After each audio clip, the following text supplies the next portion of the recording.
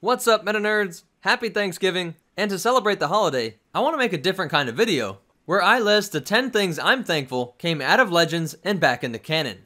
Nar Shaddaa originally appeared in the Dark Horse comics in the 1992 prints of Dark Empire. To me, this is one of the coolest places in the galaxy, as it's kind of like Coruscant's evil twin. Known as the Smuggler's Moon, this is one of the most dangerous and criminal-filled places in the galaxy, and I'd have to actually disagree with Obi-Wan Kenobi, because I think that anyone who ends up on Nar Shaddaa knows that they definitely found a more wretched hive of scum and villainy. This awesome planet was considered Legends until it reappeared in the new Marvel series Star Wars comics.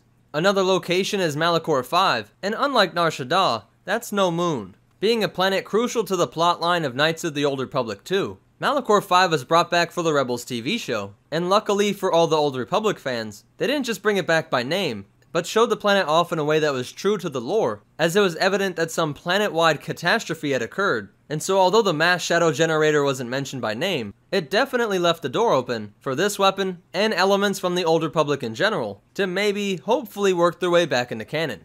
My number 3 spot is kind of a funny one, but Malla, Chewbacca's wife, was first introduced in the Star Wars Holiday Special, something that even the most die-hard Legends fans might want to forget. But she was actually reintroduced in canon via the story A New Hope, The Princess, the Scoundrel, and the Farm Boy. This doesn't really affect anything in the Star Wars galaxy, but it's just nice to know that in canon, Chewbacca still has a loving wife and kid. Because oh yeah, Lumpawaru's back too. The 1991 novel Heir to the Empire gave us 2 of the greatest things in Star Wars, Admiral Thrawn and Interdictor-class Star Destroyers, which were unique in that they were equipped with specialized gravity wells capable of pulling ships out of hyperspace. The Interdictor made its return to canon through the 2014 novel Tarkin, but both the ship and Thrawn made it back, again via the Star Wars Rebels TV show. In 1994, the video game TIE Fighter was released, and in it, it had a very unique TIE variant known as the TIE Defender. Not only does it look badass, but it also beats a regular TIE in nearly every category, being faster, more maneuverable, and having shields along with a hyperdrive. The TIE Defender made its canon appearance first in Star Wars Commander, but also in Rebels.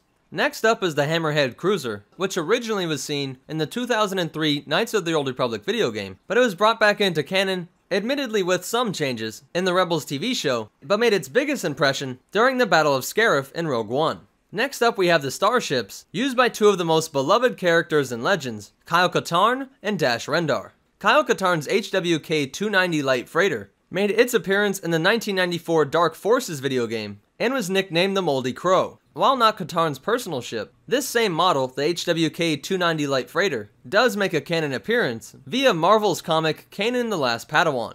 And as for Dash Rendar's YT-2400 light freighter, its first appearance was in Shadows of the Empire, released in 1996. But since then, it's actually made a couple of canon appearances. In a way, some might think this was cheating, as it was a digital edition, added to the 1997 re-release of Episode 4. But it also makes an appearance in the Rebels TV show, as well as being referenced by the Imperial defector named Paldora, who tries to explain to Han why the YT-2400 is superior to the Millennium Falcon, which is a YT-1300.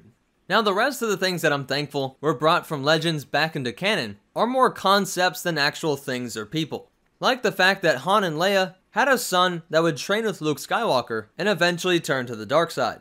In Legends, his name was Jason Solo, and he had a twin sister named Jaina. There was a lot of this that has already been negated by The Force Awakens, but I always felt that this was a logical place for the dark side to creep its way back into the Skywalker bloodline.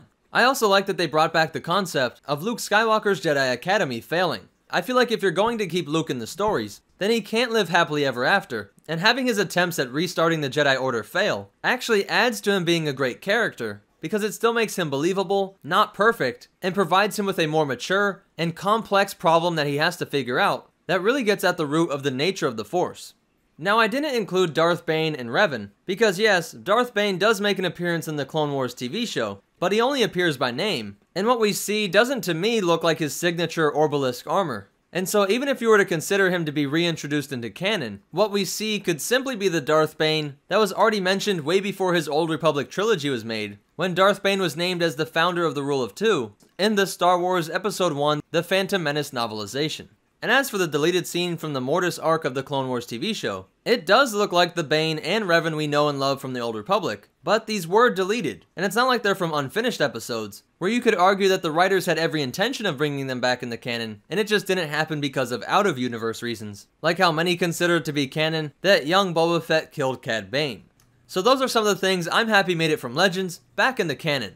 It's definitely not a complete list of everything, and some of you guys might disagree, or have other things that you are thankful made it back in the canon material. So be sure to let me know what you guys are thankful for in the comments down below. If you liked it, go ahead and hit that like button, and if you want to check out our social media, or ways that you can help support this channel, be sure to check out the description down below. If you want to see more, be sure to hit that subscribe button, and hit the bell icon so that you get notifications. But more important than all that, remember, we all should be thankful for George Lucas, who gave all of us meta nerds out there countless hours of wonder, and the Force will be with you, always.